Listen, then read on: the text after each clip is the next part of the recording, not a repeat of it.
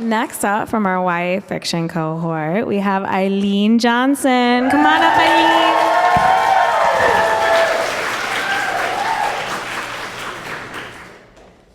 Hi, everybody. My pronouns are she, her. I'm a black woman, 5'4", with salt and pepper locks falling around my shoulders. I'm wearing brown boots, black jeans accented with silver zippers, and an orange long sleeve shirt over a D&G multicolored tank. I'm gonna give you a bit of a wind up because I want to, and I'll still be within my time. I'm reading an excerpt from Wishful Thinking, which is a short story taking place in the autumn of 2020 in Washington, D.C. Washington. My protagonist, Lauren, is a 17-year-old gay black girl. She's sick of dealing with relentless masking, an on and off grumpy girlfriend, a needy mother who watches too much TV and expects her company, and she's just sick of how life sucks because of the pandemic.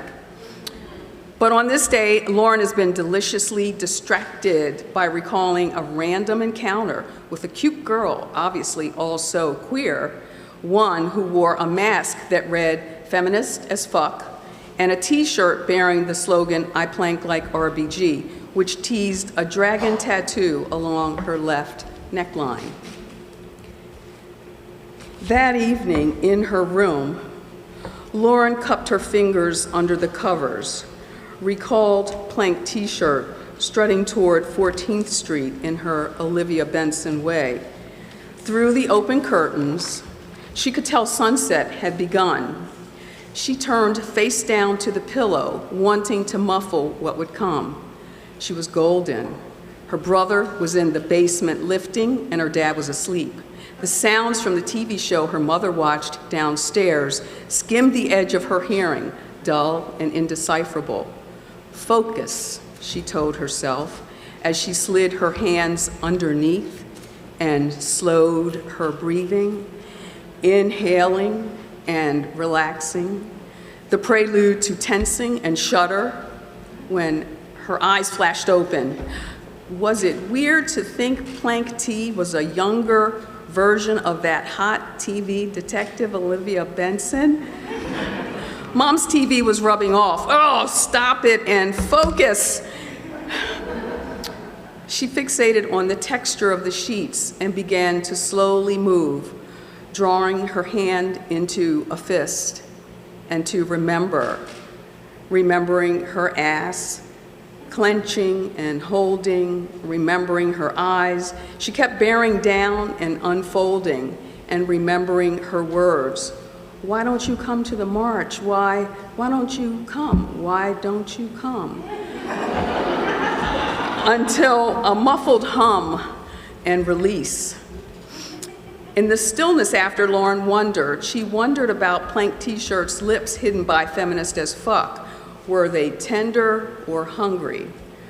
Her lips, she said softly, began once more to slowly sway against the sheets.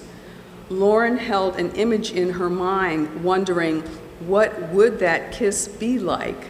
But then, oh no, her mother's voice shattered any hope of rekindling the flame. She sat up on her elbows and squinted, listening harder. It took a few minutes to recognize what she was yelling about. Something, something TV, she was saying. Really, Mom? Like now?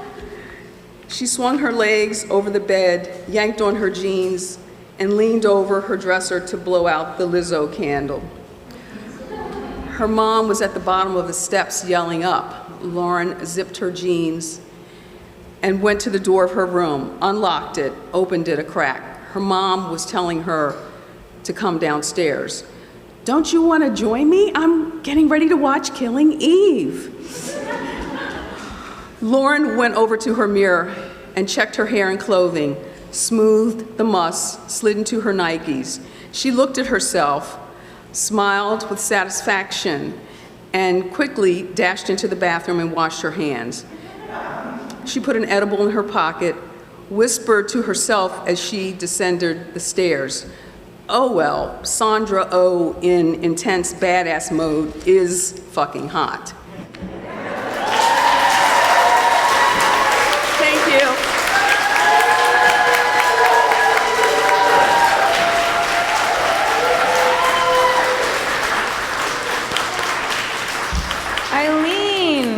Yes.